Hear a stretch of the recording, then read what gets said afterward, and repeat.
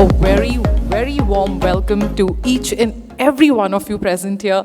A wholehearted appreciation for taking your time out, coming with us here and joining us on this particular platform to celebrate one and I guess one of the most critical entities behind the hotels and who work at the back of the scenes. I know all of you all must have got a good brief and gist of what this evening is about. But to quickly give you all an look into what this is. Before, with the team at the editorial team of Hotelier India, we were sitting one afternoon and we were discussing about the initiatives and the knowledge sharing platforms that we could now bring up with the industry.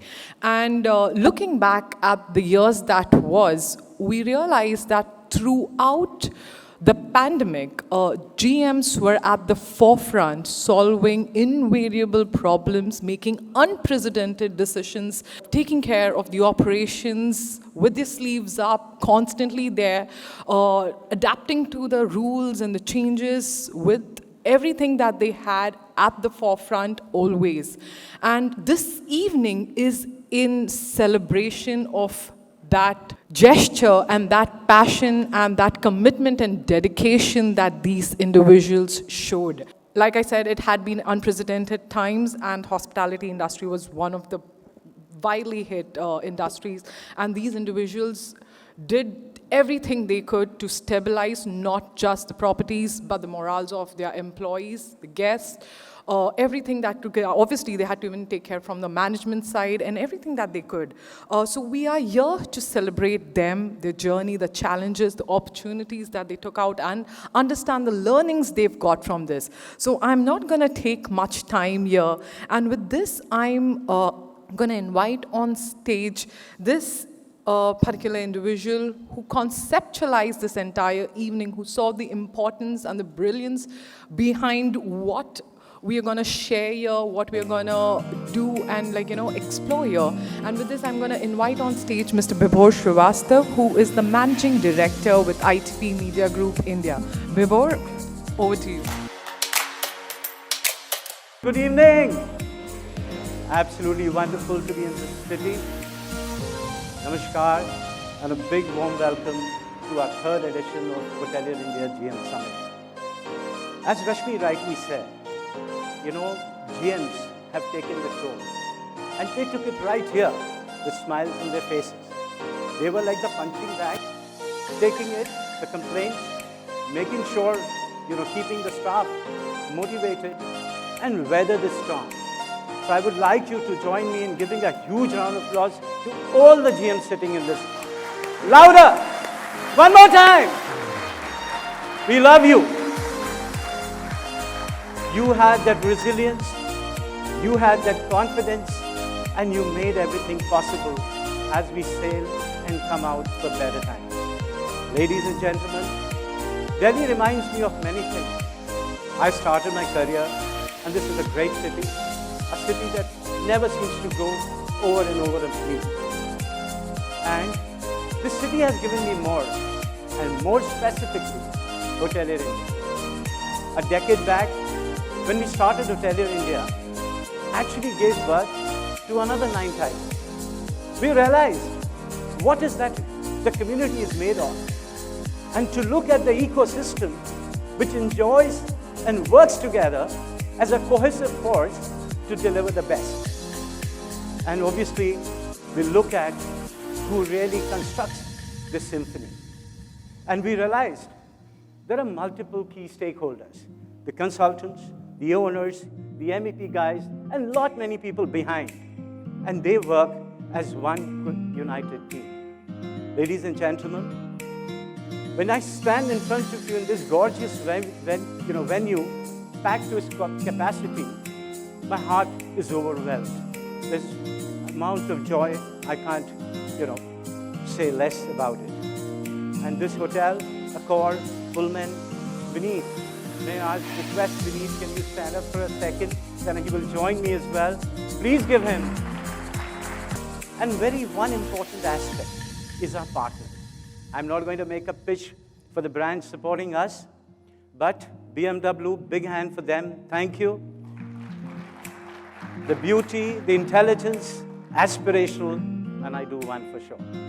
Nestle, thank you for being a partner. You're doing some amazing, and I'm sure you're going to, yes, loud. Thank you. Nestle has always been very supportive, and Jaguar, you know, our own Indian multinational. Yes, our Jaguar boys here. All right. So in the bath and lighting, and I really want and I look forward for an incredible evening. But before I leave the stage, may I request Vineet to join me for about whatever. Thank you, Vibhor. First of all, namaste and welcome. I'm truly honored that we got this opportunity to host all of you here this evening. Vibhor and me met in Bangalore, and he said that I plan to do the Northern Summit in Delhi. I said, good, absolutely, we should do this. Bangalore one was amazing. It was great fun, amazing amount of conversations, and nobody was called on stage like I was to kind of call the proceedings. So I won't take too long. But when we were speaking, he said, what do you think would be a good day to actually do this? I told him we are hoteliers, every day is a good day. There's no difference between a Monday to a Sunday. You just tell us whenever. We always are on a high as far as the energy pitch is concerned. So I'm so glad that you made it to it. Even if it was a Friday or a Sunday, it would have been the same. And we know how to make a night out of it. So let's have some fun. And I'm sure this is going to be a great evening for all of you. And pleasure having all of you here. Thank you so much. Thank you for coming. Thank you, Vineet, everybody in Accord. And I think the rest of the evening is going to be really, very scintillating. Knowledge sharing, as I said, we've got strategy of prolific speakers. I'm not going to take much of the time. Thank you once again. May we have a great evening of conversation, collaboration, ideation, and of course, network. Thank you. Thank you so much, Bibhor. I have to tell you, Bibhor works in Bombay, but his heart and soul lies with Delhi. He is so partial to Delhi, I can't even begin to, I don't know what it is with the people, the city, the vibe. He is a man who would, I think, give up everything to just settle here. So big hands, a round of applause to Bibhor here. Thank you so much, Bibhor.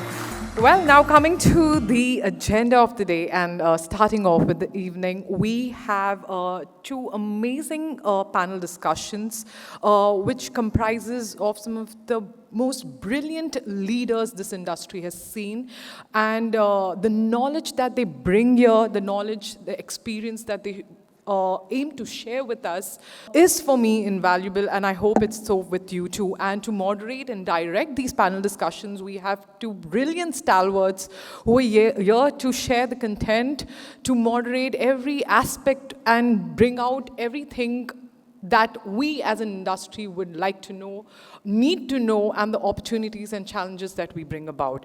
So without much further ado, I am going to introduce my first panel for the day. The topic that we have here is reinventing the road to success and rising to the challenges we did. And so first I am gonna bring on stage my moderator for this particular panel discussion, which is brilliant Mr. Himmat Anand, the founder for the Tree of Life Hotels. He's gonna be taking forth and directing this entire show. And joining him are panel members, Mr. Arun Kumar, who is the Market Vice President for North India, Nepal and Bhutan with Marriott International. We also have Benita Sharma, who is the Area Manager, North Luxury Hotels and General Manager for ITC Moria. We also have joining on this panel Mr. Shrikant Baharkar, who is the Area Vice President, North India and General Manager for Hyatt Regency Delhi. And finally on this panel joining this entire brigade is Mr. Vineet Mishra, who is the Cluster GM and Accord General Manager for Pullman and Novotel New Delhi Aerocity. With this, I would invite, like all my panel members, to please come on stage and join Mr. Anand for the panel discussion. I would also love to invite Mr. Satyajit Krishnan, who is with Taj Hotels. Mr. Satyajit, please do join us also. I must actually thank you for that fancy Bmw you sent me to fetch me here. It's been ages that I sat in the luxury. I never shared this idea. When I was in the corporate world, ever since I became an entrepreneur, all of you guys in the audience want to become entrepreneurs, think. It's not as good as it sounds. So, let's get on started with what happened last year. It brought about some significant changes in our industry. Some of them are already work from home, for example, is something. Some others are also however, there are some which were more permanent, which were behavioral in nature, and they are require us to reinvent how we think, what we do. And that's the few things we're going to focus on today. Just a word of caution to my panelists. If any of you use the word COVID, or if any of you use the word manpower problems, you will give me 2 nights free at your hotel with all meals and unlimited kingfishers. Because for me, these 2 things are done and dusted in life now, right? And I think we have to now move ahead from there and say, what next? So when I was looking at this topic for this evening, 2 words struck me. One was success, and the other word was reinventing. And let's take success to begin with. I think every brand is all about leadership. It's the leadership which determines the success of a brand. And we've got some amazing people in the audience here. We've got wonderful people like you who've achieved whatever you have. So I'm going to ask the first question on success, on leadership. What is it that brought you here to where you are today and the way forward? Right? Please don't give me answers like hard work, dedication, team spirit, honesty. We've heard all that in management school. Give me something really deep down, something like, I stabbed my colleagues in the back always to grow. I want something on those lines. So let's start with the lady first. First question, one thing which has led you to be where you are. I'd like to start with, it wouldn't be fair for me to, actually it isn't a very fair question for me because we haven't faced adversity like the rest. We have no manpower problems because I belong to a company, ITC Hotels. We did not lay off a single associate. So in today's world, the manpower wants us to recruit them. That's already 4 room nights. Manpower 2 times done. I'm going to go with a month's stay from here, I think. Yeah. No, but one thing about you as a leadership, what is your trait which got you So here?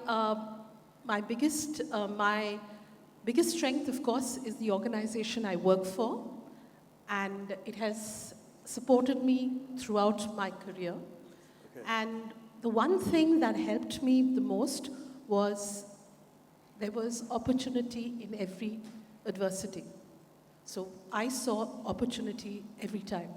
Okay. And I had a great team that supported it, a great team that was willing to run that extra mile, a creative team. Each came with their strengths. And as a cohesive group, we went through the bad word that you're saying very well. Thank you. Vidit, what about you? One thing, Chief, which is success for you, which brought you here? One trait. Well, Himmat, you took off the 7 which come in the Google search the minute you put this. So for me, it was navigation, actually, if I may use that word. And that's how I like to put it. Navigation is all about continuity. It's about where you are, reflecting on what are the options that you have at that point of time in life, and then choosing one of them, and then accepting what comes your way as you move ahead, and also improvising at the same time. I think that's pretty much. I won't say I'm successful. All I can say is my journey's been amazing. Right. And that's how I like to put it. I was fortunate. I love hotels. This is pretty much my blood. And I started in sales, food and beverage, front office, a little bit of revenue management in between, a couple of renovations, a few openings, and fortunate to work in east, west, north, south of this country, which is amazing. So just kind of making my way through. I think that's success for me. Right. Thank you. Arun, what about you? What is that one thing which brings you to where you are? Well, judging by the email that you sent us with all the rules of do's and don'ts, right, I need to be very careful because I can be nailed on anything, right? So one of the things that I think which really helped my career along is the risks I took. I think I've gone to places where nobody would want to go, or taken on projects which was just given to me and said, okay, go and deal with it. I've gone with that. I think that has really helped my career. Even the current job, I just got out of the blue. I got a call from our Singapore office and said, hey, you need to go here. And it's that risk that I'm always willing to take, I thought really helped my career along. And that's what is keeping me going. Good evening, all. Himmat, in today's context, trust me, hoteliers are going to avoid complimentary room nights very hard. So no C word, no M word. I think for me, as Vineet said, loving the job and the passion for this industry has kept me going. It's just with the adrenaline pumping kind of environment that one is in. The second is I was very fortunate. The very first hotel that I actually ran was a public listed company. So literally every 3 months, our results were reported on the exchanges, which made it it made it a tightrope. And I think that helped me later on in my career in terms of looking at the bottom line, looking at the top line. I remember my then COO, my first day, he called me up and he said, remember, whatever you do, every quarter I will be standing and giving an explanation to the board and to the stock exchange about our performance. So I think that ingrained in me a lot of focus on the bottom line, which has helped me over the years, and of course top line naturally. And the last point, I think, which is a given, but I have worked a bit more on it, is being very meaningfully engaged with stakeholders on both sides, be it guests or be it colleagues who one works for. I think that has really helped me evolve into what I call collaborative decision making, what our CEO, Mr. Chatwal, calls wisdom of the crowds. I think it works beautifully as a general manager because literally from what color of fabric should we buy to what car should we have for our airport fleet, or whether we should serve this or that, everything comes to general manager. I think the best way to get it off you is to have collaborative decision making. So that's helped me. Thank you. Yes, sir. So the one success factor, if I were to attribute to my success, would be the relationships that I've formed over the years, whether it's with guests or customers or vendors or every other stakeholder, including staff and owners, the media fraternity, the industry fraternity. I think the relationships that I've forged is something to do with my success. I personally believe that in a country like India, it is relationships that drive business. It's not only processes, of course, they have to be in place, but relationships definitely drive business a lot. And I think relationships has played a very important role in my success. Good, thank you. I think that each of you have had your own journey here. So what we'll do is, let's look at reinventing. And I'm not going to get into RevPAR, ADR, ARR, etc., because I don't understand them, right? I come from a space where these things don't really matter. But I'm just going to look at some broader aspects of our industry. What do we need to reinvent? And I'm going to ask each of you, 2 of them. So my first one to Arun and to Srikanth. Hotels are no longer about putting heads to beds. If you've seen what's happened in the last 2 years, there has been a dramatic shift in the thought process of the customer. And I think going forward, if we as hotels don't weave ourselves into the social fabric of the environment around us, if we don't create destinations in our own right as a hotel, I doubt honestly going forward you're going to succeed as just a pure hotel how we knew it 10 years ago. What are your thoughts on this? Because I feel countries like Indonesia, like Dubai, have really changed the way they do hoteliering, keeping these 2 points in mind. India seems to still go on that standard old route of hoteliering. Any thoughts on that? Do you think we need to change? Either of you and then, yeah. So let me cite the example of the Grand Hyatt Cochin in Bulgati. This hotel opened 4 years back, and we actually were able to make Kerala, a formidable destination in itself through this one hotel. If you look at, say, residential weddings or big conventions or destination weddings, it was basically Rajasthan and Goa. These were the 2 big markets. But now, because of this one hotel that we opened, which is 264 keys, 4 villas, and almost 100,000 square feet of banquet space, Kerala's being looked at very, very differently. It's a formidable destination in itself, and we've had some very, very important conventions, international conventions, some great destination weddings. So I think I would not really say that we haven't been able to do that. This is a destination in itself, this hotel, and it's a very, very successful hotel with a 5-figure ADR in a city like Cochin. Arun, your thoughts on this? Look, you mentioned Indonesia, right? My previous job was in Indonesia.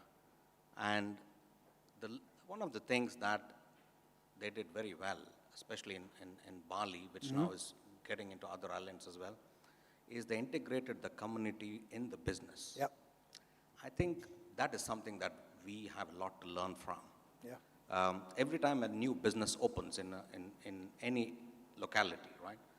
The local people there would think about what is it bringing to me personally, and how is this business going to benefit me? And especially in Bali, for example, the local village communities, I would say about 75% of our staffing needs come from there. And that helps to build that kind of community integration into the business. And not only the jobs, but also the arts and crafts of the local people to blend in with us. Plus, of course, like we spoke about the big conventions and things, when it comes to the destination, how do we as an industry go and say, okay, we are here for you, and we will take care of you, whether the number of rooms that you need or any other facilities that you need for conferencing. I think that we have started the process in some destinations we are trying to do in our company, but it's going to take a little while to kind of get that whole setup in place, because we are a very vast country and there's so many resources which are kind of spread out.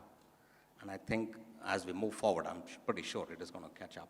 But we have a lot of work to do in integrating the communities in the business, definitely the local communities. Yeah, so for all of us sitting here, I'd really strongly urge you to think about this, because I think going forward,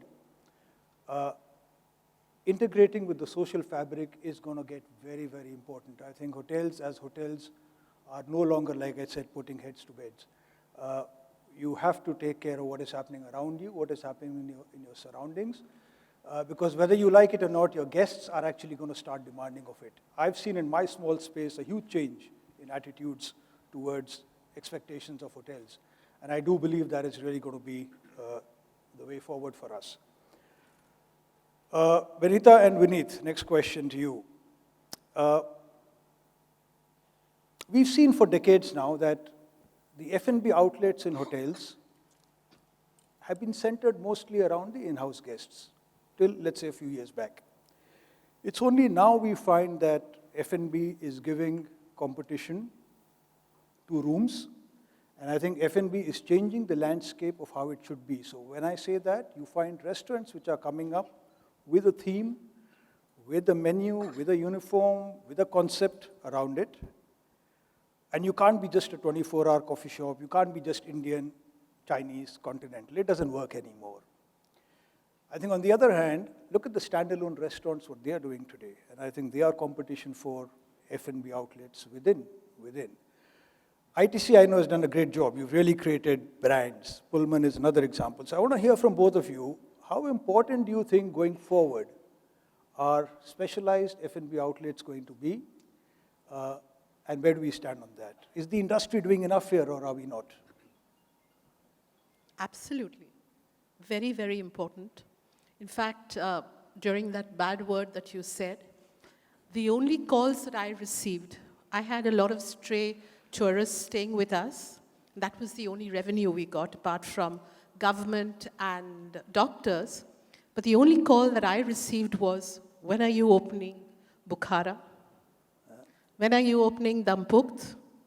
And I would get several calls, and that's the reason why we reinvented the entire, and so did Taj, the entire takeaway scene. We were able to mop up a lot of revenue with the gourmet couch that we have, actually serving signature cuisine. So apart from our famous brands, we also have progressive food, which is the Avartan, doing very well. We've got Otomo with traveling chefs, with Italian chefs. We've got Ijing now in Delhi with the Chinese food that they offer. So it's all about creating experiences. It's all about research. It's all about goodness, wellness, looking at the quality of ingredients, looking at sourcing mindfully, as well as making sure that every culinary meal that they have, every meal that they have is really a true culinary experience. And it's not only about food, it's about all 5 senses. So how well you communicate that is also equally important. What we find really is here to stay are rituals. So rituals that make that experience dramatic and memorable. Thank you. It's a little challenging to speak after Vinita and the amazing food and beverage imprint that ITC has across the country and globally as well. But if I may just go back, not 2 years, but about 20, most of our hotels, which we operate and build, were first rooms, then banqueting, and then let's start fitting in a coffee shop with how many covers just to manage the breakfast. After that, almost every hotel used to find this corner and we didn't know what to do with it. So we would put an Indian, Italian, you name the cuisine. I take it from you, specialty restaurant there. I can see some people smiling here. Budget reviews, any reviews, what was the first question asked? Okay, this is your top line. This is your APC. How much of resident versus non-resident cover ratio? And then every GM like me would give 17 reasons why resident capture has to be increased by so much.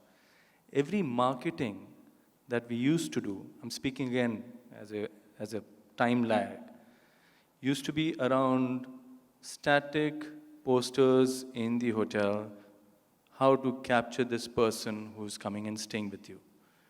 Now I go back to the guest. A guest is a person who comes and checks into your hotel, and the first thing he wants to do is go and discover. So he moves out, and we are trying to capture this person. And on the other hand, everyone outside should be actually coming to your hotel, and we don't do that. So as hoteliers, we were very concentrated towards rooms and banqueting. As much as we want to speak about being great F&B professionals, and yours truly is equally guilty about it. But this has changed, and it's changing in a big way. It all depends on how we want to take this forward right now. Why hide a restaurant? Why hide something which you have and not speak out about it? Most of us don't even have individual Instagram pages for our F&B. We always tend to club it up with our hotel, saying that let's put everything into one basket and let someone come across and try and find us. But today the fact is that non-resident guests are the ones who create your reputation. They are the ones who actually tell you, go and stay there because the food is great, the service is great, and that's how they grade you even for your room. Nobody says, go to that hotel because it's got 40 square meter room there. They say you go and stay there because F&B is great. That leads to your banqueting, and that leads to your room. Other part is that, do we really, really invest into keeping a person as a chef, keeping it consistent, or trying to innovate it every 6 months, trying to put another cuisine there? Someone's coming to your restaurant to eat the butter chicken which he had 2 years ago because he wants it consistently exactly like that. When he comes here and he sees it, oh sir, I'm sorry, we've taken this off. Now we've got chicken zafrani makhni over there, basically butter chicken with another name, or something of this sort. We just try and keep on inventing it rather than keeping it consistent. Today we are in a space where we are competing as a restaurant against any other restaurant. And I'm very proud to say this. At Pullman Novotel, our numbers are up by about 45%. Our capture ratio has actually changed. We've got close to about 80% non-resident covers coming in with 90% occupancy in almost all our meal periods. Yes, we concentrate on breakfast, but we also ensure that we're doing enough out there to put the message across, saying that we are great in terms of quality, consistency, as well as value for money. And we don't compete with any other hotel. We just compete with the other 103 bars and restaurants which are in my area over here. And wherever my guest is coming from, that's exactly where I'm targeting. I hope I've been able to answer some Yeah, of great. it. No, this is good. Good. Just Yes. one piece of homework you all may like to look at. Go back, check your resident cover ARC, and check your non-resident cover ARC. It'll be a revelation for you. Right. So just a question on this. You guys operate in the luxury space. When we say let's do food as an F&B outlet, do you think a four-star hotel can create a similar ambience in a restaurant, or is this only for your category of hotels? Anybody wants to take that? No, I think they can. I think it depends on the cuisine. It depends on what the offering is. It's not always about this. It doesn't depend. It doesn't matter if you're a 5-star or a 4-star. There have been examples of standalone gourmet Michelin restaurants all over the world. So similarly, having a 4-star restaurant, a 4-star hotel, having a restaurant which is cutting edge or unique in its cuisine is very possible. That's my view. All right. Yeah, please. Chef-led restaurants, absolutely. Yeah, Navneet. So, it's not just about your APC or top spend, etc. If you go across the country and you see the number of everyone likes eating outside today. You just have to find the right market. It's just not about saying that 2,000 rupees upwards is where the place is. There is someone who's eating something for 75 rupees. There's someone there eating at 700 rupees. If he's able to find the experience with you, he or she will come back to you. So you need to define that a little bit. Go a little bit more specific about it. I think there's success. So I think it comes very clearly across that F&B in a specialized way, positioning it the right way, can be the game changer for us going forward, rather than just creating restaurants which are generic in nature. So that could be something to keep in mind. I'm going to stay with F&B for a bit. Satyajit and Shrikant, for you. I think people are becoming very conscious of their wellness now.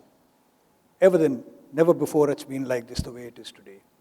And forget the apps and all which are going around. I'm just talking purely about food and food habits. They want to know where is your food coming from. They want to know what is the carbon footprint. They want to know how many calories. How is it going to impact me, right? We, on the other hand, if you see menus still today, and I think Europe has gone a step forward in this, we still haven't, where they started putting calorie count in front of every dish. They started talking about the carbon footprints. They started talking about sourcing within 5 kilometers or whatever. So that's the story chefs and restaurants overseas are now telling us about.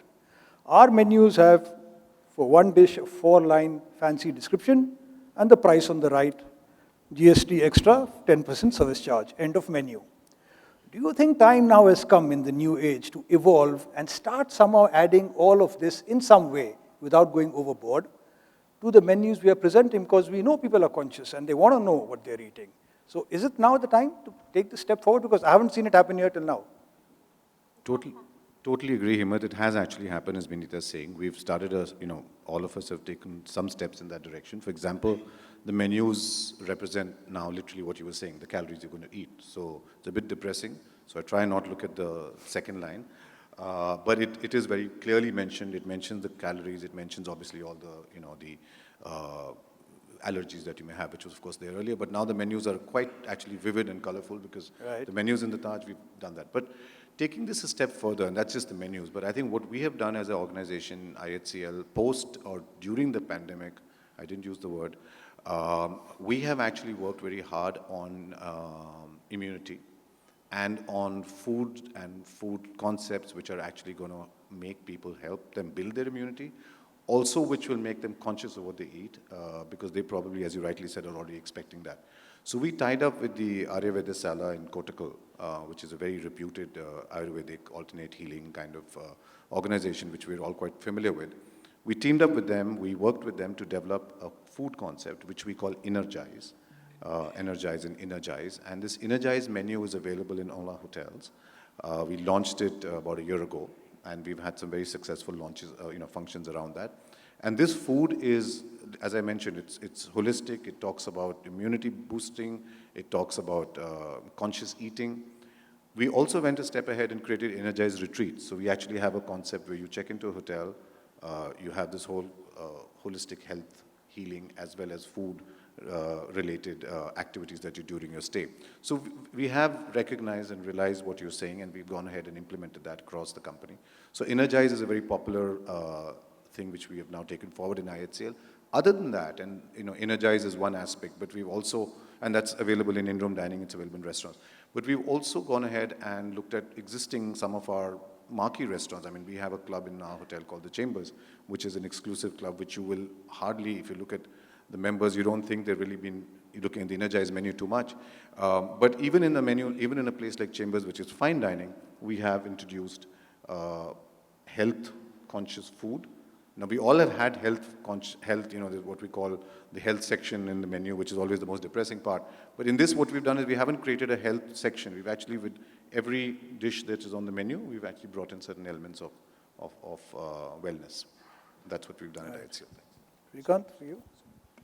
Yes, I would say that one certainly has to put all the ingredients on the menu. We are doing it for quite some time now.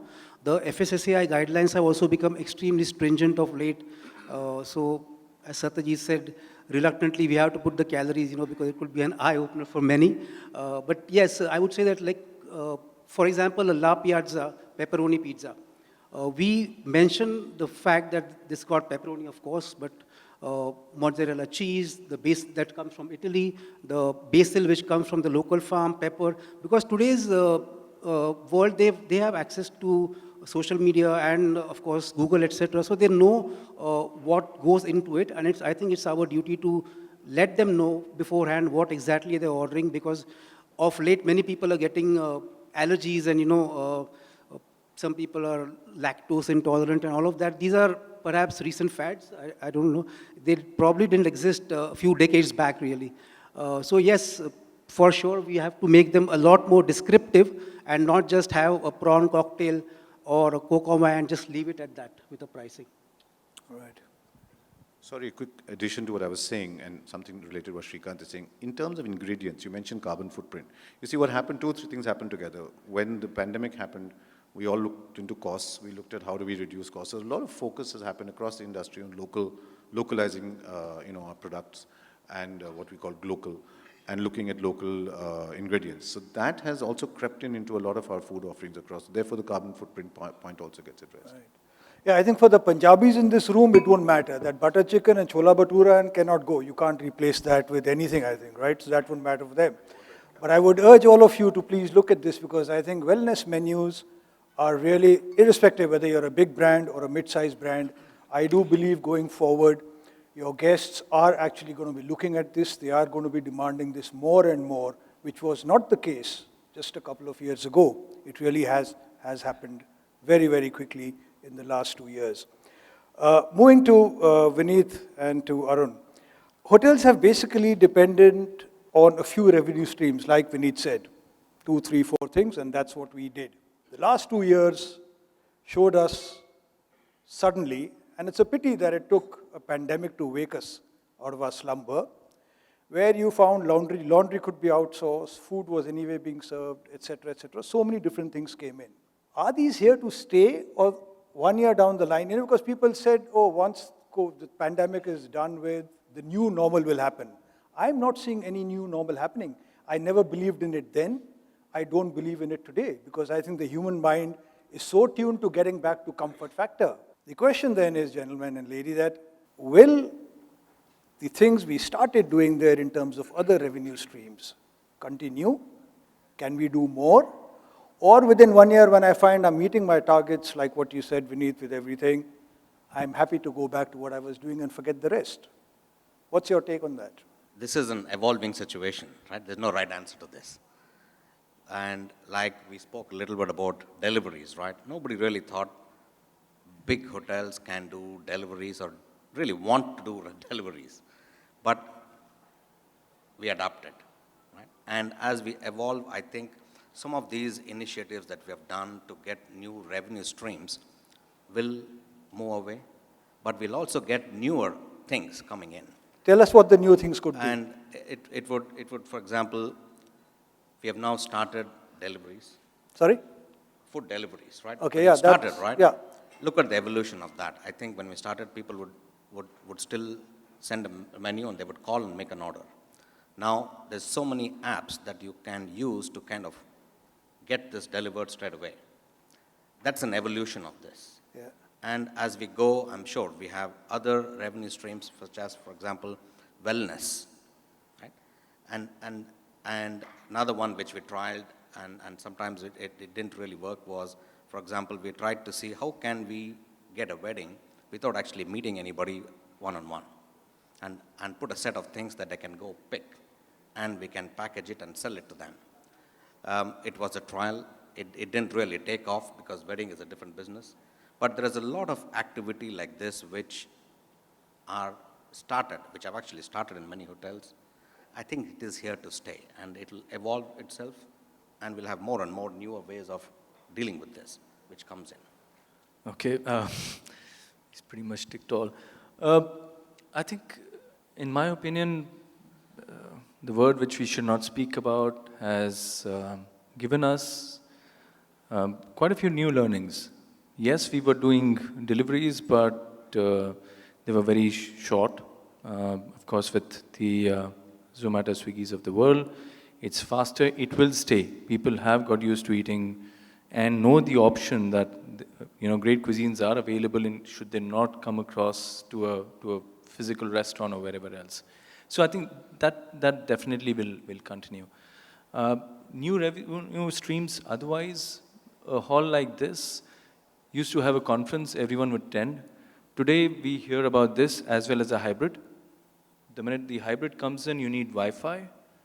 Wi-Fi in a hall like this, when you need a certain bandwidth, is chargeable, and that's revenue. Something new, but yes, it will stay. And it may get cheaper over a period of time, but it will still be a revenue stream for us. A few other, which I personally feel are there in the future, I think for us, is EV charging stations.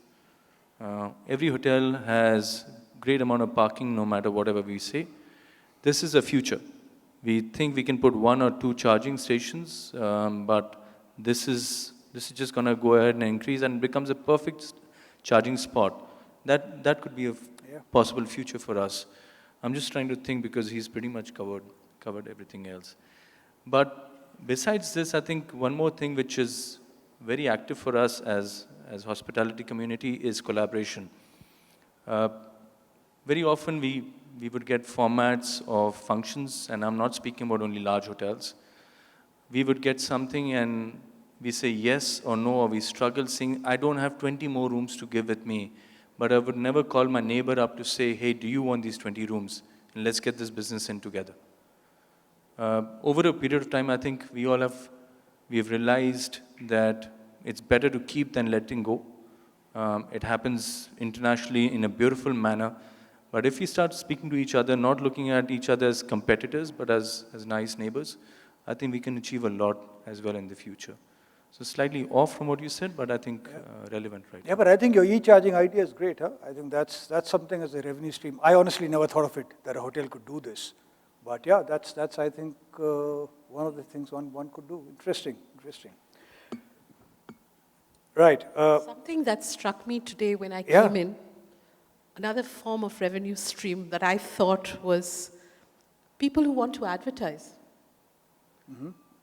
A conference like this, they've sponsored this, but you can actually earn a fair amount of revenue from people who want to advertise. Right, that's interesting, yes. Yes, please, that's the idea. Sorry. I think at the end of it, what do our stakeholders want? They want revenue per square inch, feet, meters, whatever else you want to call it. I think on a daily basis, any hotel, we have a lot of spaces which are there, but we don't really look at them as revenue spaces. Giving you an example, do walk around the hotel over here to see the art that we have. I have a Hussain, I have a Raza, I also have emerging artists like Tanushri. They all are on sale. And we actually sell paintings from here. It's also part of the entire Pullman brand voice, art by Pullman. And it's an artist playground. And we use this in a very collaborative manner with someone extremely young and dynamic. And yes, it is giving us revenue and obviously also beautifies the hotel. These are opportunities that are that are out there too. Yeah, it's an amazing one. Yes. Anything else? I hope somebody's taking notes. Great minds are thinking suddenly. But you know what, Vinita, actually I put my mic back because you said exactly what I was going to say, but then I realized you were talking about art. I'm generally saying I think monetizing of spaces is one huge thing which we've all realized, or some of us have realized, and we started working on. And in my, the hotel I run, there was a context to it because of course we had a re-auction or an auction, and we won the bid, but obviously it came with a certain riders, and therefore yielding better per square foot or literally per square inch. So monetization is something which we've seen internationally. Probably we've seen in some of the non-5-star brands, but I think now it's coming up very significantly in even leading hotel brands. So I think monetization is another one. Yes, I think the great 3-4 ideas of how we can get more revenue coming in, which we didn't think of before. Interesting stuff. So I'm going to move to Benita and Satyajit next. You know, I was reading somewhere that Marriott took some 88 years to reach 700,000 rooms in 88 countries. Airbnb took 4 years to reach 650,000 rooms in 192 countries. This is a clear indication that the hospitality landscape is changing. And you've got the most amazing homestays, you've got small boutique brands coming in, you've got the villa concept coming in. And the good thing is that the customer is moving towards that segment in a very, very big way. Are the big boys, I'm sure you're aware of it, but are the big boys really taking that as competition, or you think those guys are too small? I can see the story coming up straight away, but yes, Vinita, you tell us more, because I think you guys are still not aware of what is happening there in the smaller space. And I come from that very small space. I assure you we're aware. Yeah. You're talking about Airbnb. Even the Taj Express when it started, even the Shatabdi, air travel, there are so many different forms of competition for a hotel. So the hotels really need to reinvent themselves. They need to create service designs which has a place for every customer who's different, who's unique. And there will always be a place for everyone under the sun, but how much the space will be will always depend on what you have to offer.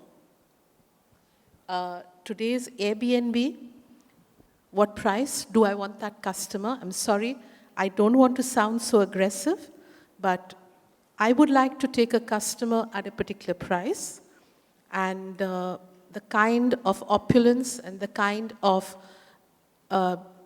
detailing that we do in our grand hotels, the kind of research that goes in, the different experiences that we are able to give a customer, I'm not too sure Airbnb can combat that. Yeah, but let's not look at the luxury space only, because you capture what, a few percentage of the market really, if you look at it in terms of business. So that's a very small segment you're looking at. I was looking at competition for 10, luxury 15,000 rupees, 20,000 rupees.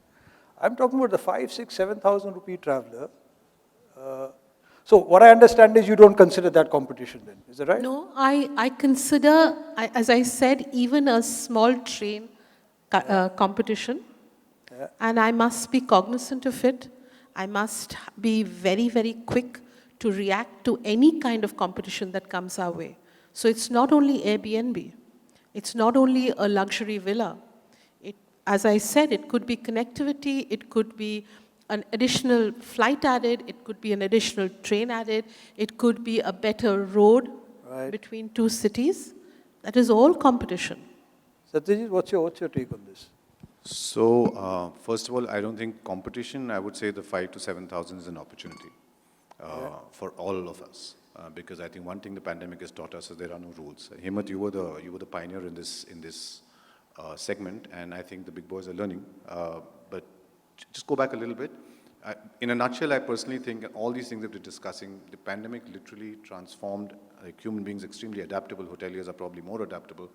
It's like the vaccines. Normally, the vaccines for like Covishield would take about 10 years to come out. They came out in less than a year.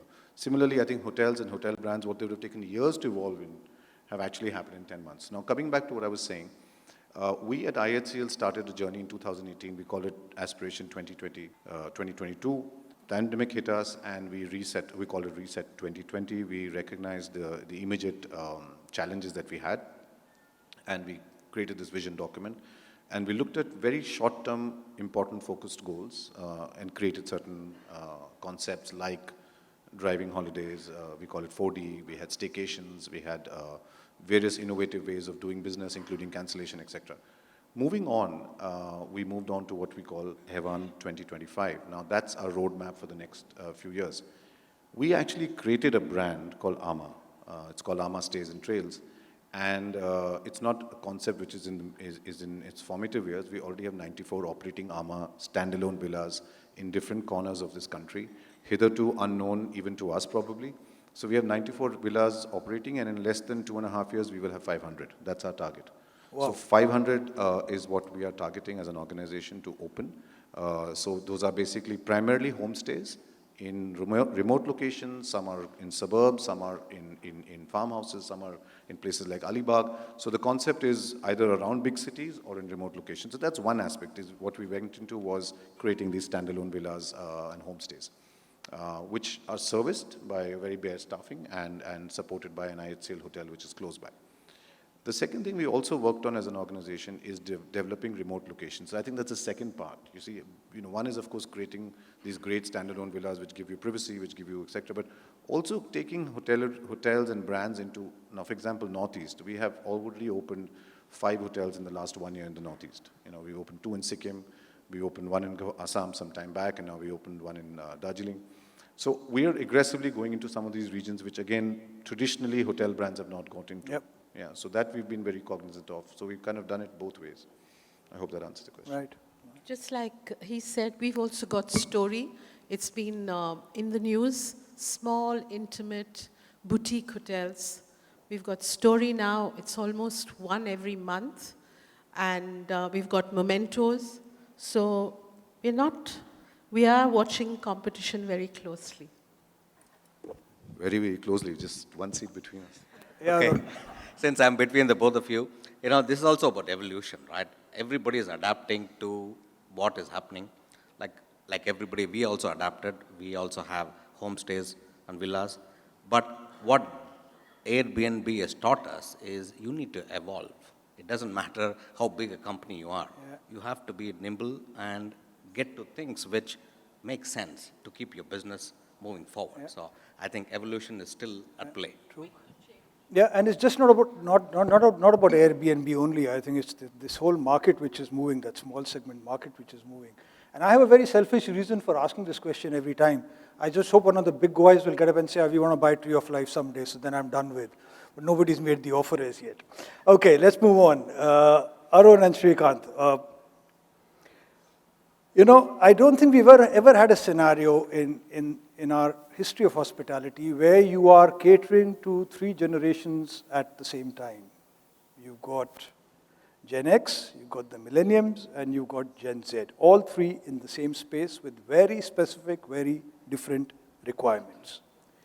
As hotels, do you think we need to have a rethink on our design, on our concept, so we can cater to them, or are we going to carry on? Because my gut feel tells me, or what I hear and see at least, is that most of the hotels are still carrying on with that 150 room, 4 restaurants, 2 banquet halls, spa, gym, pool, right? When will we move away from this? And how will you cater to the different demands of these 3 generations all at the same time? And the demands are quite varied one to the other. So I will look at it from 2 lenses. One is city hotels or business hotels, and the other would be leisure hotels. I'll talk about city hotels first. When it comes to city hotels, as far as safety and hygiene, good sleep experience, okay, a great looking room is something which is a given across all generations. That is something which is a absolute basic which we have to provide to everyone. Now, when it comes to working, a lot of people from the younger generation, they want to be working in public areas of the hotel. They don't like the idea of being confined into a hotel room and working on their laptop from there. So what we've done at some of our hotels, especially the Centric brand, is we have designed what we call social hubs in public areas of the hotel, where guests are encouraged to be seen there, and we provide Wi-Fi, free Wi-Fi, and great connectivity, plugging points, etc., so that that becomes a social hub where people can have a coffee or a sandwich or a snack, and keep working from those public spaces, as we call social hubs. The other thing about design, since you mentioned centric as a concept, the Hyatt centric as a concept, these are hotels which are located in the thick of action. We have staff whom we call local insiders. They provide guests with the untouristy information, which people are really looking for, the explorers. So that is about the city hotels. Now, when it comes to resort hotels, as far as design is concerned, things change dramatically, wherein a pool bar would be a definite essential.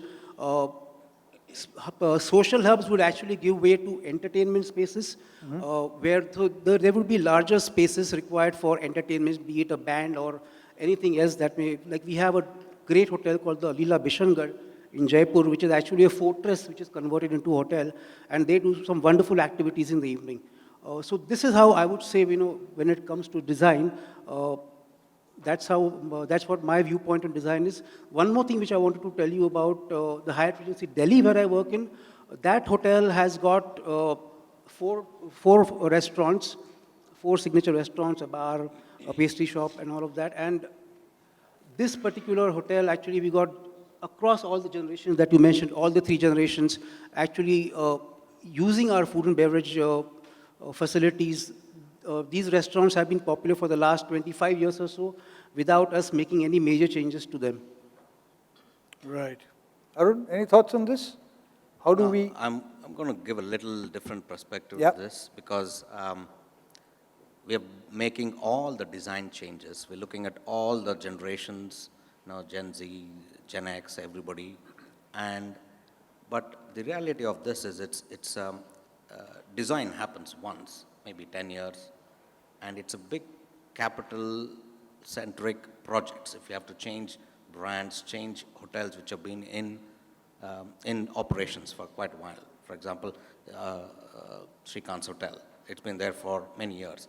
It is known for those restaurants, and it's always been known for those restaurants, right? So do you really want to change? Or do you want to change the way we attract the different generations of people to come and use them? So it would be, food and beverage would be a different setup on how we want to do this. And likewise, we have done many changes. For us as a company, for 10, 15 years ago, we started using all the lobby spaces because we had big lobbies in hotels.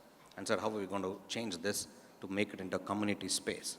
So a lot of our brands changed, except for the luxury brands. We have pretty much, most of the premium brands changed the design elements of the lobby and public space to accommodate this. And also are making many more changes in the room design, right? But the reality of this is it takes a little while to make those changes. We're almost like we cannot do it fast enough, right? So then how do you adapt and to a situation where we have 4 absolutely stunning restaurants in a hotel which has been there for a long time?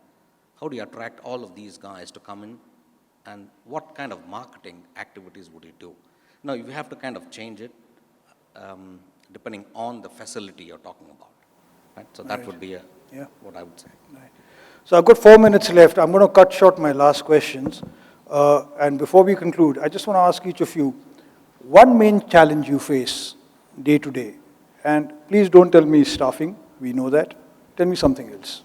We need to start with you. One main challenge on a daily basis. One main challenge that we face every day, I think we just sell ourselves too cheap.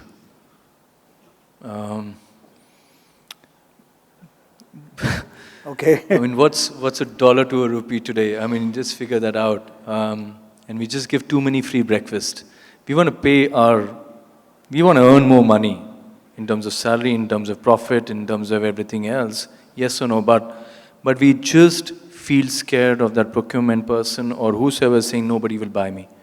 I think the fact is that the challenge is that we don't believe enough in ourselves, the kind of hospitality that we provide as a country, as a culture, and we just underestimate ourselves. That's the biggest challenge. Right. Vinita, what about you? What's one main challenge? We need to move a bit quick. I'm I already think getting in the years to come, the main challenge will be, and we are all facing it, is how do we address diversity, right. bring about inclusivity and equity. So whether it's diversity, equity, or inclusivity, we've got to understand, we've got to address it vis-a-vis the guest as well as the internal guest. So I feel that's a challenge which each one of us should be cognizant of and must build into our systems to be able to address this. Because you'll have that talented chef who is a specialist, that person who is differently oriented, sexually oriented. You'll have the lady who needs to be treated differently, yet there is equity in the dealing.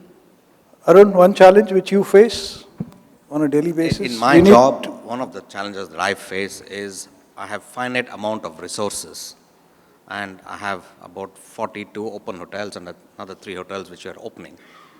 How do I allocate those resources to help, and in what order of priority? And that's a challenge which I face every day.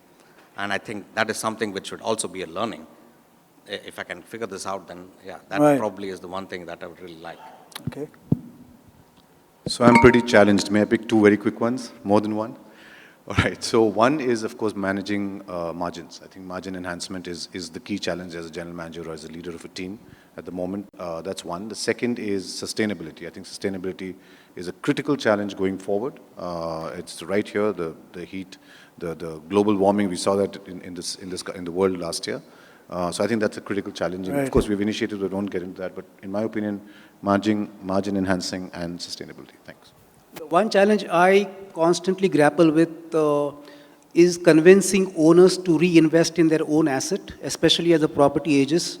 This may not be applicable to IHCL and ITC so much, but as Hyatt and other companies. So it's very, very difficult for us to convince the owners that after 7 or 8 years, we have to invest on both soft refurbishment and as the property ages in hard renovations. So that's a challenge which I grapple with almost on a daily basis as I see some of our properties aging and the reluctance of owners to reinvest in their own assets. Right, thank you. So the clock is showing 0000 and we're going to come to an end. I think we've done a damn good job. I'm just going to close with a quote I read the other day, which I found extremely interesting. It said, "We visit museums to see how we lived in the past. I look forward to times when our visit to hotels would help us learn how we might live in the future." And these are very telling words for us in the industry who need to keep reinventing ourselves. Thank you very much. I think we've had a wealth of information shared.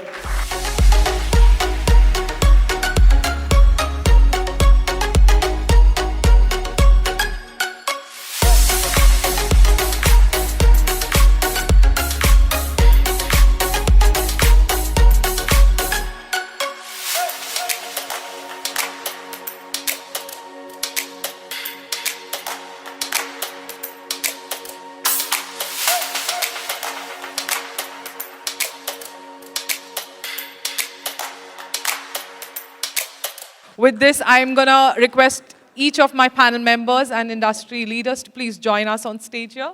So I thought, since you folks are all CEOs, we've all been general managers. We've all gone through that grind where you are balancing both day to day, which is the microscopic, with the future, which is the telescopic. I thought, since this is a GM summit, let's have an open-ended chat. So I haven't prepared a bunch of questions, I'm sorry. Let's have an open-ended chat on what the next set of roles for a general manager would be as he or she, goes to a level up and then finally to a level like you folks. And I thought I'd try and look at it from, somebody once asked me, what is your role as a CEO? And I said, it's really just managing 3 things, and I think you folks would agree. It is managing people, internal and external. It is managing risk. It is managing reputation in some form or the other. And everything comes from that. So it's very open-ended. I'm not going to ask questions. It's as if the 5 of us are sitting and having a drink, Actually, I would quite like that. But if we were sitting and having a drink and just discussing what life was in the last 2 years, where it was very lonely, very difficult, what your learnings were on these three: people, risk, reputation. And what do you think are the key issues affecting the management of these three pillars for you as CEOs in the future? So it's nothing about, running a hotel or anything like that. Just people, risk, reputation. So let's start. So when pandemic struck, actually I was not with Sarovar at that time, I was with Marriott. And Arun was here, so I was doing Arun's job at that time. And reality is that, at least I can say that we were all kind of stuck and didn't know how to move forward the way things were happening, especially when you're an asset-light model, you have your partners, which are your owners. So when that first wave happened and when the lockdown happened, nobody knew what tomorrow holds. So I think one of the biggest learning which has really come out is how, you were able to do quick decision-making. Wave 2, wave 3, you were more agile. But one of the big learning for me was, it doesn't matter what position you were at, you had to do micro and macro. Because there were a lot of first-time hotel managers, general managers in Fairfields or Ibises or in courtyards who probably did not know what to do and they were looking up to you. So you really could not do a very macro leadership, you had to be micro. And as the business was coming back, every day was a different decision, whether you want to take quarantine business or not, or whether you want to open your hotel, or how many rooms you want to open, which restaurant you want to open. So I think it's the decision-making which really changed in micro and macro. And I think it was a great learning today, which is serving me very well in what I'm doing with Sarovar. That's what I would say. Parthu, for me, it was quite interesting. So I moved to India on 8th of August 2020, middle of the pandemic, on a Vande Bharat flight. And I have to say, a lot of people, my friends, family, they said, are you mad? Why would you do it? I said, well, things are so bad, you cannot fall off the floor. So, how worse can it be? The world was crashing, doesn't matter. And I was moving from Philippines, from Manila. And frankly, I think that experience, the only flight I could get was to Mumbai, and our offices are in Delhi. The experience, that Vande Bharat flight, getting out of Manila, getting into Mumbai, and then eventually getting into Delhi, frankly, I thought, if I can do that, I can do anything. Running hotels is the easy part. But I think on a serious note, I think, as Jatin said, none of us had a playbook. It's not just the GMs, even the head offices. As we go, as we progress, we learned and adapted. So I think agility became a key because you had to be really quick. We've all probably made mistakes in hindsight, but I think that time the agility was very, very important. For example, whether we take quarantine business or not. And Ibis Delhi Airport was one of the first hotels that put their hands, including with Lemon Tree, to take that business. We'd never dealt with business like that. We had no clue how to do it. But together with teams, collaboration became very, very important. Transparency. So if there's bad news, you have to be really transparent rather than sugarcoating it or trying to, keep it for yourself. So I think that transparency became very important. And I think the other important thing I thought, so I moved here in August 2020, as soon as possible, go to literally the field and connect with the teams, meet the owners, because if we want our hotels to take quarantine business or other businesses as restrictions were removed, it was really important for me, to be with the teams, interact with them, understand what they're going through, and really connect with them. So I think, it's a lot of small things that I think has been a huge, huge learning. And I think we as an industry have come out pretty stronger in India out of the pandemic. The learning has been steep. A lot of them probably, I think, we all have, we lose a lot of the lessons very fast. But I think with what we've gone through the pandemic, hopefully some of them continues to improve where we are moving. See, when I look back, I crack up about one thing I got to share with you guys. So I was general manager of Taj Palace Hotel about 25, 26 years ago, and this is called reinvention, and that's so relevant for everybody. So the new CEO of Taj was Krishna Kumar, who was from the tea business. So he knew nothing about the hotel business, and therefore could look with fresh eyes. In fact, COVID has given all of us an opportunity to look with fresh eyes at the way we run our business. So I'm going to share an amazing experience I had with him. So he told me, aren't you overstaffed in Taj Palace? I said, no, we're perfectly staffed. We have only 1,100 guys for 400 rooms. You know, it's a very small number. And by the way, it had a huge set of banquets. He said, look, I don't know this business, very humbly. I don't know this business, but maybe a couple of hundred guys, you could reduce. I wanted to impress him. I said, okay, we'll go down to 600. We'll do a VRS, and then we will add back as required. So we did a VRS. We came down to 600, okay? The hotel used to do 80% occupancy, and I think in those good old days, it had massive banquets, still does, and it was completely full. Today it has 660 staff. What I'm trying to tell you is that it's like a vacuum. We get so used to the day-to-day, and I think it's so important that, general managers here are experienced from being general managers and going forward, that COVID actually, the biggest opportunity it gave us was, as leaders and as general managers, was to completely review the way we work, okay? The way we handle people, the way we think of operations, forget costs. It's just the entire worldview, how it changed. I'll give you another interesting example. 6 months before COVID, I met the CEO. I don't want to take his name, but he was of the top 4 hotel chains in the world. He'd come to India. So we met for a drink. And we were just chatting, and I said, look, you've got hundreds of thousands of rooms. Who do you think your competition is? And he said, I also said, by the way, it's Google, it's Facebook, it's Amazon. Because any of these 3 guys with 1 billion plus customers can package hotels as a small part of an offering, and completely, your brands don't matter. They will disintermediate the brands, they will disintermediate everybody, and you will be a white label in Amazon. So, when we start thinking beyond the day-to-day, and I'm talking to you folks as general managers, not to the CEOs, the world is a very different place. And that's what really I wanted to ask you guys about was, how do you see the world changing, not due to COVID, but because you had time to reflect during COVID? How do you see the world changing in the hotel business? And what have you recognized in terms of risk and impact on reputation in the last 2 years, which you would like to share with all the general managers here? I don't know about the world, but I can definitely speak to you about my world, which is India. And COVID certainly brought about that opportunity to look at the domestic travel in a very very detailed and a very focused manner.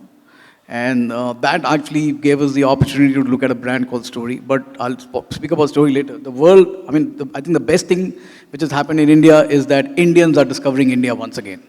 If you didn't get the prices that you got before, you're getting exactly the same today. And the kind of stories that we hear on the hills, and the kind of stories that we hear on the beaches in Goa or the hotels in Kerala, it's absolutely phenomenal. It's good to see India coming out. And the best part which has happened in India is that Indians are ready to pay for top quality. They're ready to pay a top dollar for top quality. And at the same time, there is a level below the top quality players. There's an aspiration which has gone up. People are ready to step out. The driving distance holidays, or the disposable income which is available, or work from home, which has got everybody bottled up, has moved people out. And there certainly is a far more travel than what was before. And if we all survive, the entire corporate, in my company at least, is not back to what it was in 2019 to the fullest level. But the retail business, the non-contracted, is booming. You can see a lot more travel.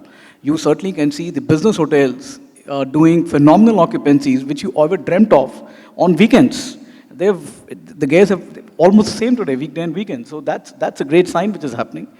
If you look at the new gen, right? And I think somebody will ask this question on, what's happening in 3 different generations and how you can get them together.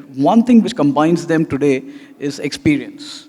Whether you look at a hotel in Goa, whether you look at a hotel on the hills, you see today, that there are 2 or 3 generations traveling together. This is their time. And I think everybody wants to go out there, and there are different groups which are emerging.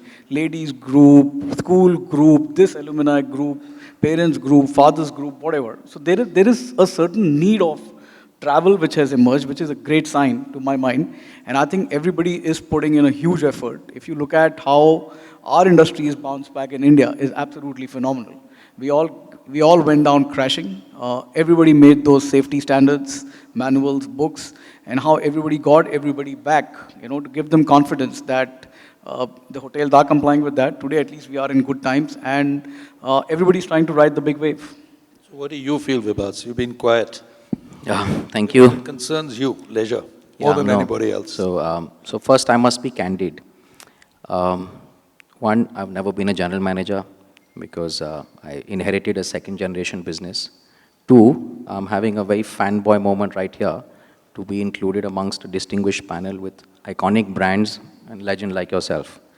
So when we look back in the last 2 years, so our family actually has a couple of verticals. We have a century-old sugar business in Western UP. We have a hospitality division, and we're currently building out a craft spirit business.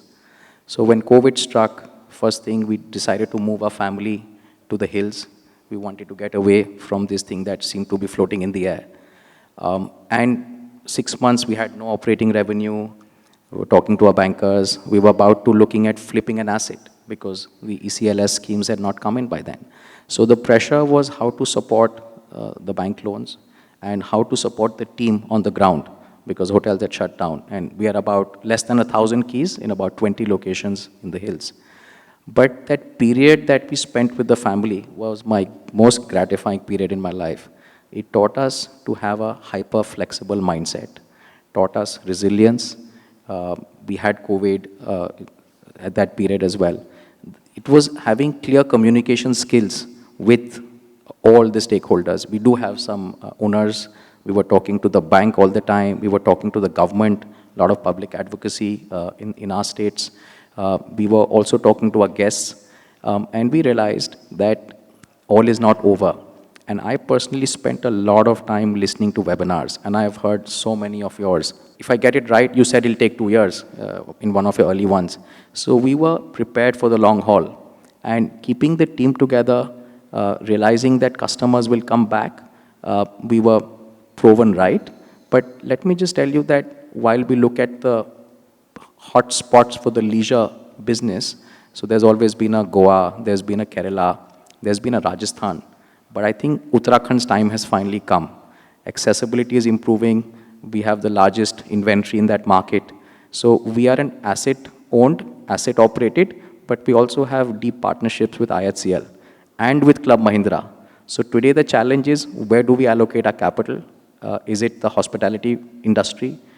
Is it the new sunrise business that we see? Or is it something which is now sweet, which is sugar because of ethanol? So capital allocation, attracting the right talent. We don't have an established brand like some of you in the room. So maintaining talent is also a thing. And I feel at some level we are victims of our own success. The surge will not continue. I know we're benefiting it right now, but that's something to be worried about because the new normal for us in the leisure market is probably 1.5 times the rate and maybe 1.5 times the occupancy too. So let me put it slightly differently. You see, we came back actually 2 hotels. I wanted to go beyond hotels in this conversation. So somebody asked me recently in some journalist that you've taken your prices up 20%. And I had 2 observations. One is a good observation, which is that, for the first time, hotels actually took prices up from April by 20%, 15%, 25%, whatever, without an increase in occupancy hitting what we normally like before we take prices up. So it was like 65, 70% occupancy and people were taking their prices up, which is, in my opinion, a great sign because there is some financial sanity coming back. But then I told the same journalist that, do you know that in 2007, I had only 8 hotels, but my average rate was 8,000. And at that time, it was $40 to a dollar. And today, at $80 to a dollar, my average rate is 5,000. So this is an industry that makes you think, sometimes that we actually don't have much financial sense in our business. So I was rapping, and I want to share this with all of you. It's very interesting. So we are undertaking a digital transformation exercise, which is, I think, by the way, a key risk we all need to mitigate. We have to digitally transform our business. So I'm talking to the senior partner of Boston Consulting Group who leads their digital practice. And he said, how do you do revenue management? How do the world's top companies do revenue management? I said, well, we have a predictive model where we look at inventory, we look at, day of the week, we look at any events and so on and so forth. So as a historical trend laker, we do a forward projection, and then when 20% is filled, then we take our prices up. Then every room we take it up a little bit, and that's how we discover. Now, when I said we're going to talk as CEOs out of the box, I'm sharing with you. He said, but that's really stupid. Tell me, if you have a 100-room hotel, are you telling me the first 20 rooms, the next 20, the next 20, and the next 20, and the last 20 have a different price? I said, yeah. The average rate is 100, but the first 20 may be 40, maybe 70, and the last 20 may be 130, right? Like we normally do. And we normally penalize the last customer for giving a cheap deal to the first customer, correct? So then we started debating, and by the way, we were having a drink. That's why it was so important, Vibhor, that you give them a stiff single malt. And he said to me, he said, okay, let's reinvent this. And just hear this. He said, I'll give you a revenue management model where you will not sell a room till every other hotel has sold 80% of its rooms. So what are you predicting in revenue management as hoteliers? You're predicting that this Wednesday in the middle of November, we'll do a 90% occupancy in, say, AeroCity. But you're already selling rooms I'm selling rooms at 6,000, but the last guy will get a room at 12,000. He says, you be the last 10%. Let everybody else sell their rooms. Now this is risk. When I told you as CEOs, you have to take a risk and say, this hotel, which has 90% occupancy, 300 rooms, I'm not going to sell. I am going to sell it D-3. And what's your downside? 10, 20, 30 lakhs? He said, but the upside is 100 crores a year. So see, we are trained to think a certain way. I'm talking as a hotelier, but I'm also asking myself, after what's happened in the last 15 years to all of us, whether we own hotels, whether we manage other people's hotels, have we done justice and given the right return? Have we done this by risk mitigation? So I'm sharing with you, don't be surprised that one Wednesday in November, from this day onwards, I won't sell a room. Because I'm very curious to know. And he gave some certain interesting examples.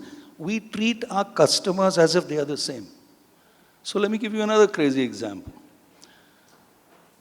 The guy who flies to Goa tomorrow, for which I give him a mid-market room for $7,000, is paying 7,000 rupees one way from Delhi.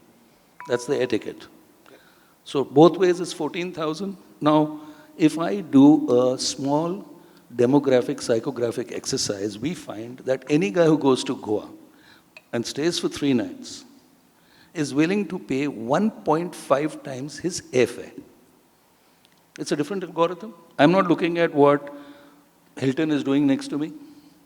So therefore, he is willing to pay 21,000 for 3 nights. Therefore, I'm charging him 7,000. Correct?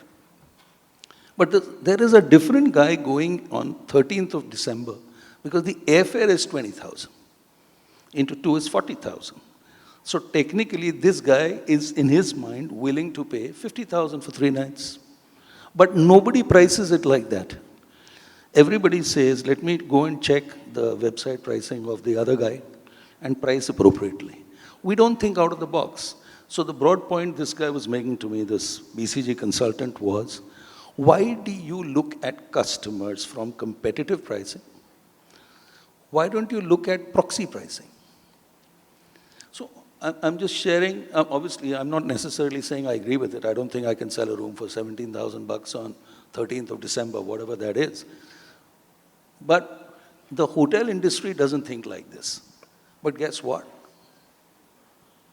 Amazon, Netflix, these guys think like this.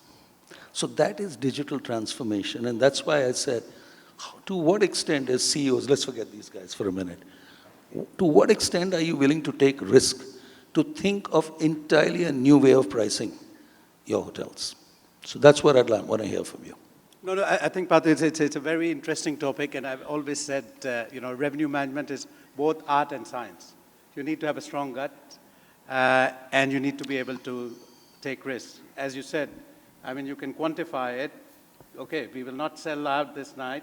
At least we've learned a little bit more about the market. So we do try a lot of this, but I have to say, we don't have the technology, but we are working on AI, somehow integrated into our revenue management systems, whereby, there are fancy algorithms or AI helping us to somehow scientifically... No, but Puneet, it is that AI is an algorithm which you are determining. Sure. What I'm saying is, these guys are talking about an algorithm, which is, we don't think as hoteliers. No, we don't, because I think as an industry, we've always been risk averse, right? We like to play safe. And if we look at, for India, last 10 to 12 years, the rates have been the lowest. I mean, if you look at from a US dollar terms, even today, if you compare to a Lemon Tree, Ibis, or equivalent hotel anywhere else in any of the markets, you look at the land cost, you look at the dev cost, and the cost of capital, I mean, we are still underpriced by at least 30, 40% in international terms. So my question to you is, are you willing to do it as a manager? And I'm going to ask you. I think we are trying.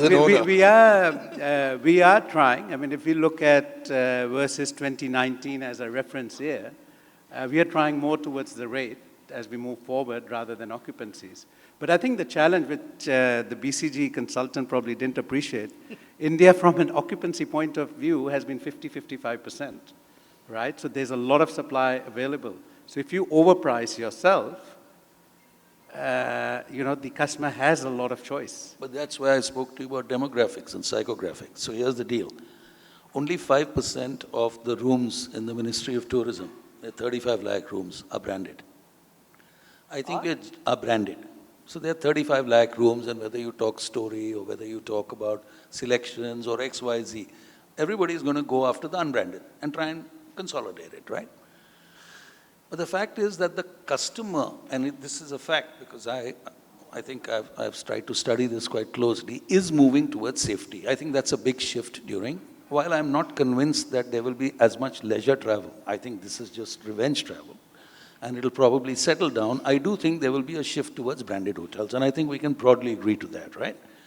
So our ability to reprice because of this new change in behavior, in my opinion, is very much there. And it's evident because we took prices up by 20% when our occupancy was 65. I don't think we've ever done that before as an industry. Sure.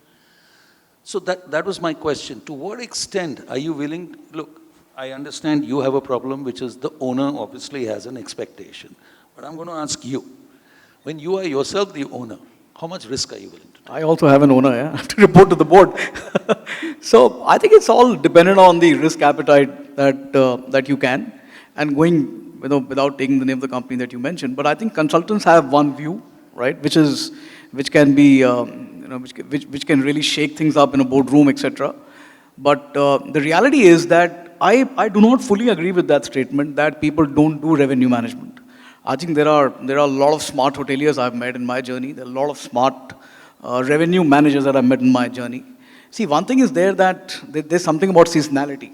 So it's not that today if you go to sell a room in December in Goa and you know that your last 15 days and the first 5 days of January are going to be an absolute sellout, you're not going to be pricing the bar as what you do today, example, and things like that. So I think there are a lot of tools which have been deployed definitely, but coming to think of it totally different that why do you use that tool? I think you really need to read the market well. You need to understand the pitch conditions. You need to understand the ground conditions extremely well. And if you're able to do that, and it's all about revenue management at the right time. Many a times I realize that, including in my own company, that you start applying revenue management a bit too late. You know, when you have already filled up a lot of your inventory, that's too late to do that. If you're able to read the market well in advance, you certainly can apply all the principles, and you can demand that particular rate. So either, but going back to again the same question of BCG is that are you going to be only fighting on rate, or you can also compete on quality, right? So going again, looking at what has happened in India in the last 2 years, if you look at some of the hotels in India, especially on the hills that he spoke about, and I run a few on the hills, they've been a different story altogether. You haven't heard of the kind of GOPs these guys have generated. You know, when we set out opening a new hotel, we were looking at an average rate of 8 or 9,000 rupees, keeping those market conditions and that demand supply situation. That hotel is doing double the average rate. You know, the GOP has gone through the roof. Obviously, they've done extremely well. I hope the conditions continue. And my belief is that if you open a quality product, people will travel. Occupancy will be there. Average rates could come down. Quite possible, because the demand, the supply is also rising on all these sides. But there's a fair bit of, but there's no end to learning. You know, every crisis, every time you wake up in the morning, you know that the city was sold out. What was your RevPAR rank? What was your RevPAR index? You do go through these phenomenal days in this country, whether it's Def Expo or Aero shows or some great movements happening in Delhi or Bombay being an absolutely full house and things like that. So I think kids are really trying very hard. The general managers are certainly putting in all the effort. I have a lot of friends now across the chains, and you see that there's a lot more focus on revenue management than on sale management, right? Because the world is changing out there. My point was actually, I was introducing revenue, sorry. You know, while I understand where you're coming from, and it's absolutely fine, first is obviously when we all went into hotel school, room is the most perishable commodity and all, we've heard that. But I have a different take. You spoke about Amazon, Netflix. What I think we are missing today, and everybody will tell you, yes, we want to take that risk, is the retargeting of customer, or doing a buying behavior on their experiences, which is where the retargeting or whatever Netflix does with you. That should also define your pricing, which will also get you into total hotel revenue management. I think room revenue management, you can more or less say that we are pretty much in the right direction, and it's only getting better. You yourself said and acknowledged how rates have come back. If you look at all the financial recessions which have happened earlier, it always took 3-4 years for rates to start coming back to any kind of sensible level. But this time it was not like that. So I think from that perspective, we need to move the needle, and not only into rooms, but more into F&B, if you ask me. Today, F&Bs are back in hotels at 50-50 level, but there is no science behind F&B revenue management today. Do you put your banquet inventory online, if not your ballroom, but your boardrooms? What are you going to do with your early diners and late diners? All that kind of stuff. So there is a lot which can happen in revenue management, but I think rooms are pretty much moving in the right direction, and the retargeting at some point, which is an expensive proposition as a technology, and that's where the whole ROI and what Puneet was referring to will come into play. No, actually, I was doing this more from the Mr. perspective Keswani, of just provoking you guys to say how much risk are you willing to take? Sorry if I can just jump back in, because we've got the Interglobe Hotel team here and JB here as well. So I'll give you a live example when we opened the Ibis Vikhroli, right? Middle of the pandemic, we opened October last year. Don't know where it's going. So typically the revenue teams, the typical models, they looked at the competition. Well, now it's the Westin. I think it was Renaissance at that time. Look at some other hotels. They said, well, Westin is selling at about 4,500 and this, so we think this hotel should be priced at 2499 as an opening rate. So JB and I were discussing, and with the Interglobe Hotel, and you mentioned about the owner. So again, the collaborative approach, being transparent, and together taking the risk, and it can be done because we did it. So we figured it out. I said, I mean, we'll never make money on this hotel, right? It will not even cover the cost of capital, forget about making money. So internally we said, you know, the markets are going to come back, but if we're going to position this as a 25 or 28 or 2,900 rupee product, it's going to take years. What Jatin said, it takes many, many years to get that tag off. So we said, okay, what is the risk factor? We're going to have 5% occupancy, 10% occupancy. So we actually launched that hotel at 4,999, and it's now at 5,500 as a rate. So it comes back to that taking that risk with all the stakeholders and just see. I mean, if we failed, we would have probably dropped it back. But luckily, the market started to move back, and now we are consistently selling above 5,000. Same thing we did when we opened Raffles Udaipur in August. So we looked at the market and competing with iconic hotels, not only in India, probably in the world, but launching the Raffles, we made a conscious decision, and the owners were there. We said, worst case, we'll do 10% occupancy, but we want ARI index of 20-25% of where Udaipur market is. So what that did, it not only did very well for Raffles, it pulled the whole Udaipur market to a much, much higher level than it have ever seen. So I think risk-taking, having that gut that we might fail, then we might have to go to plan B, C, or D. And as I said, revenue management sometimes is both science and art. So, I think you have to have a little bit different view and just take some risk. So, if I may, so the hypothesis of the BCG consultant assumed that the validity or the veracity of the data was accurate. In the mid-scale branded segment or the unbranded segment, what you actually try and sell is not what you actually sell at. There are no STR reports. When GMs reach out to other GMs, what they actually claim is not accurate at all. We are still selling 65% of our inventory offline, which is not happening through our website or OTAs. And when you try and collate this data from the market, because brands are still emerging in these destinations. So for us, what really helps us, our revenue manager has been around for 10 years. Historically, he is able to put that wisdom to play. So he knows exactly when inventory will play up or pick up. Earlier we had seasonality. Now we're using a RMS tool, which just does not do rate shopping, but actually publishes the data. So we're removing the manual labor. Vibhas, I think I like the way all of you saying the BCG consultant, poor chap. I think the point I was trying to make was, one of the big advantages COVID has done, I was listening to the earlier panel and then what we were discussing. In the last 2 years, none of our regular customers have come to our hotels, broadly. So what does this give us an opportunity to do? The customer has forgotten our price 3 years ago. We should also forget our price 3 years ago. That was the broad point this guy and I were discussing. That when you have, it's as if you have reopened your entire inventory. You're getting those customers, but they've forgotten your price. So isn't that a perfect opportunity to reprice? That was the broad point. And what you said is what Vicky did, no? I remember Sanjay Rai. One day he came to see me 15, 16 years ago and he said, old man has destroyed me. I said, what happened? He says, we are opening the Trident in Gurgaon. He's asked for an ARR of 5,000 rupees. I've told him I can't sell the hotel. I've asked for 3,500. Okay. Similarly, when Raj Vilas opened, Vicky said it should be 18,000 bucks even if one room is sold, and they sold 0 rooms. The point is they repriced for short-term pain and took that risk for long-term gain. I think what I was trying to just wrap with you guys about was, what's that risk-taking view? Because what is this BCG guy saying basically? He's saying, you've gone through hell. 3 months more isn't going to make a difference. But it could put you on a path in the next 5, 7, 10 years, which is a very different path. No, similarly, sorry. No, absolutely, I agree with you. And that's where, what you need to do is, you need to get out of a phenomena that we're just in this pandemic bubble and now life is going back to normal.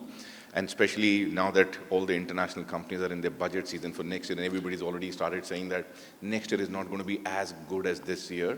I think that's where the food for thought is, that take that risk, put your pricing up or put whatever you want to do, but make sure you take your risk and stand by it, as simple as that. Look at when pandemic started, everybody, including me or at that time married people, everybody said 2019 levels will not come back before 2024 or 2025. Today in 2022, 70 to 75% of the hotels are already above 2019 numbers. So I think we need to have that positive outlook. That's what I would say. No, if I can just add, I think we have that misconception as hoteliers, and we are equally guilty, that by discounting or reducing rates, we're going to induce demand. It doesn't really happen. That guy is coming to AeroCity. He's not coming because we're going to sell 500 rupees cheaper. So And this shift from unbranded to branded is actually a tailwind. yeah. What about So, but risk? there's one thing is that when we speak about risk on pricing, pricing has not gone up only because somebody took a risk to raise the price. Pricing has gone up because the demand went up. So it's not that a hotel which was selling at 5,000 rupees suddenly woke up in the morning and said, I'm going to price my hotel at 10,000. I think somebody started reading the market pretty well and said, okay, the demand is going up. My pickup is becoming stronger. I can see more number of travelers. There's the whole amount of data that you will get for the hills and for the number of flights who landed to Goa, how the flight occupancies are going up. All hoteliers were monitoring that very closely, how the domestic traffic was coming back. So risk taking is, everybody would want their hotel to be RevPAR 1 tomorrow morning, 100% occupancy at the best ARR. And that is the element of risk that you've taken. But I think demand has played a huge part. And what it is today, it was not in the month of April. You can see things, in certain segments going down also. So it's a complete play of, you would love to take the risk, but the example that you quoted, it totally depends on what is your appetite of taking that risk. See, I think it's a little chicken and egg. Yeah, absolutely. So we can't, all I'm saying is, when the occupancy was 65% in India, prices went up 20%. And that is, I think, a first in the hotel industry. And that means a whole bunch of people were willing to take that risk. It wasn't one guy or two guys.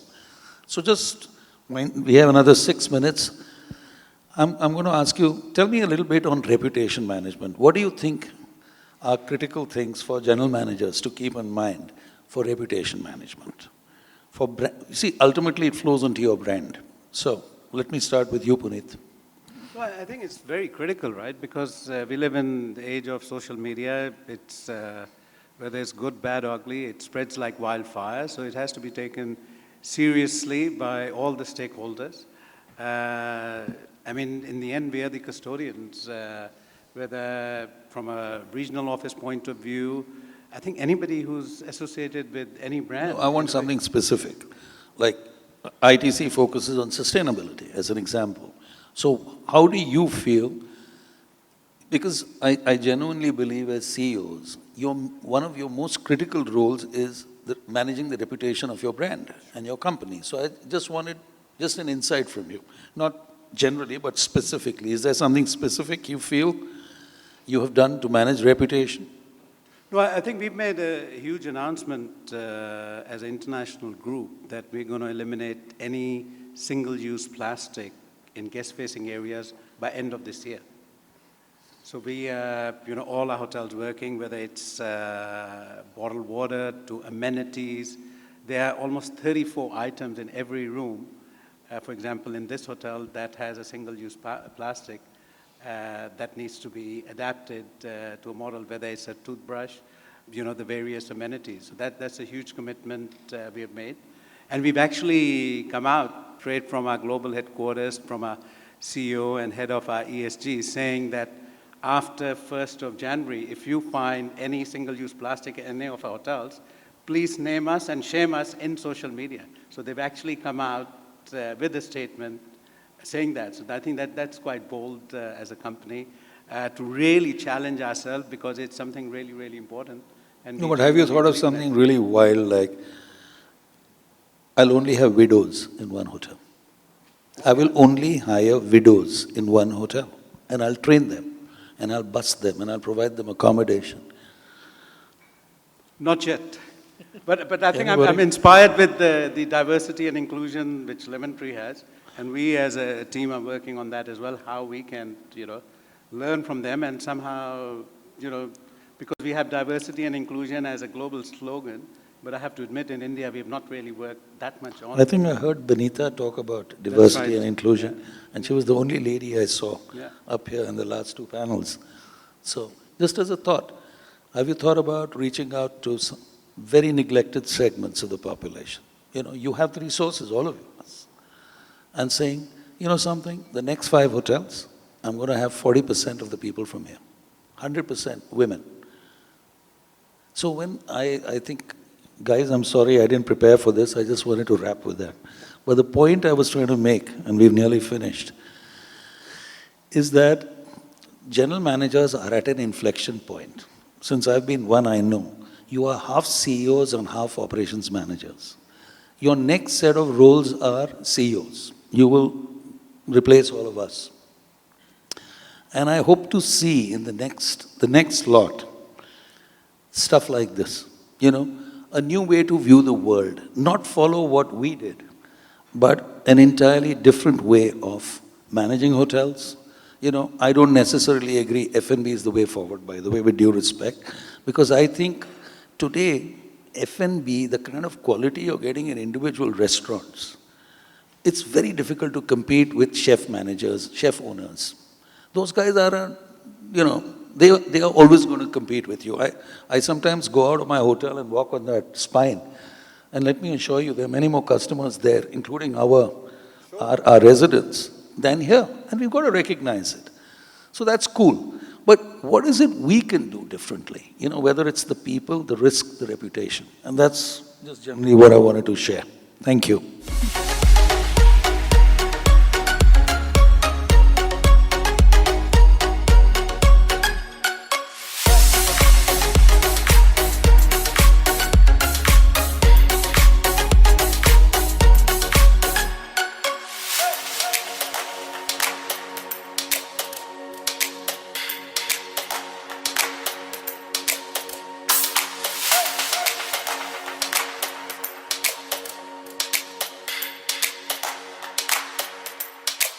I'll quickly take you through what we're doing in BMW about sustainability and how it ties up with your industry. At BMW, we don't do sustainability. We make BMW sustainable. That's the motto that we live by. Our past decade, BMW has repeatedly set itself really ambitious targets and has taken a pioneering role in actually achieving these. In the future, the group continues to demonstrate that this is not that we don't only support change, but towards sustainability, but also implement it. This commitment from BMW Group comes not only at our level, but at the highest level from the board. We're looking at various aspects of the business, how we can reduce CO2 in various levels of supply chain, how we can integrate sustainability in processes, in models, in products, in various other attributes of doing business. As I said in the previous slide, we are practicing making sustainability a common agenda, a central theme in the BMW Group. This fight against climate change and the way we use our resources will demonstrate the future of not only our society, but also that of our company. Now, looking at how sustainability and the whole climate change agenda is impacting the hotel industry. Now, 83% of roughly 80% of our travelers are looking globally at various sustainability-based destinations. 78% want a positive impact on the localities where they're staying. 73% of people are ready to pay additional for locations which have a sustainability theme. In the previous panel, we also talked about carbon footprint. That's also going to be a major agenda in coming years. So clearly, the consumer, the guest, is aware and is more intent on choosing destinations and packages or products which are sustainably inclined. Your and our mission, therefore, converges towards making the environment by having a positive impact on the entire environment. The global hotel industry will need to reduce the greenhouse emissions per room by roughly 66% by 2030 if you compare it with the base of 2010, and by roughly 90% by 2050.